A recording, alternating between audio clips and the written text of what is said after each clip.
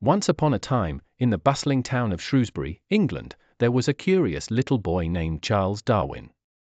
He was born on a snowy winter's day on February 12, 1809, into a rather special family. Charles was different from other children. He had an insatiable curiosity to learn all about the world around him. His father, Dr. Robert Darwin, was a well-respected doctor, and his mother, Susanna, came from a family known for making beautiful pottery. From a young age, Charles was expected to follow in his father's footsteps and become a doctor.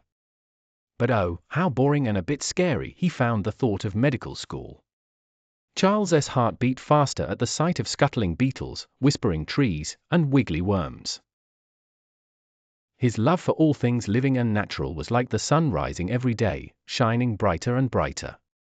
Charles's journey into the fascinating world of nature was like a seed sprouting and growing. His true adventure began when he met a wise and kind botanist named John Stevens Henslow at Cambridge College. Henslow saw the glow of curiosity in Charles's eyes and encouraged him to chase his passions. During his time there, Charles's collection of beetles grew, and so did his dreams. Then one day, a golden opportunity knocked at Charles's door.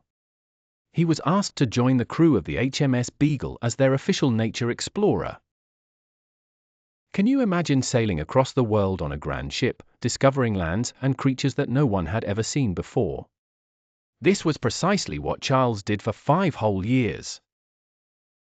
The ship traveled far and wide, but it was on the enchanting Galapagos Islands where something magical happened. Charles observed friendly little finches with different-shaped beaks. Some were sharp for pecking seeds, while others were curved for sipping nectar. Charles could see how these birds lived happily, each one adapting to their special island home. These observations sparked a wonderful idea in Charles's mind: what if all creatures change over time to fit better in their homes? He pondered this question for many years, carefully piecing together the puzzle. Finally, 20 years later, the world was ready to hear Charles's story. He wrote a splendid book called On the Origin of Species, where he spoke of nature's secret, natural selection. He explained how animals and plants slowly change, with the fittest and most clever ones surviving the best. But not everyone clapped their hands in joy at Charles's story. Some people thought differently and believed in other tales about life and its beginnings. Charles knew his ideas were bold and new, and he bravely faced questions and doubts from others. All the while, Charles wasn't feeling very well. He often felt quite tired, his stomach hurt, and his heart would beat too quickly. Even so, his spirit was like a determined little ant, marching onwards and never giving up on his quest to understand our marvelous world. Through his work, Charles Darwin helped humanity see the world with fresh eyes.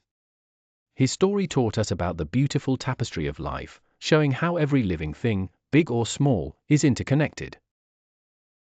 He opened doors for future explorers and encouraged everyone to ask questions and seek knowledge.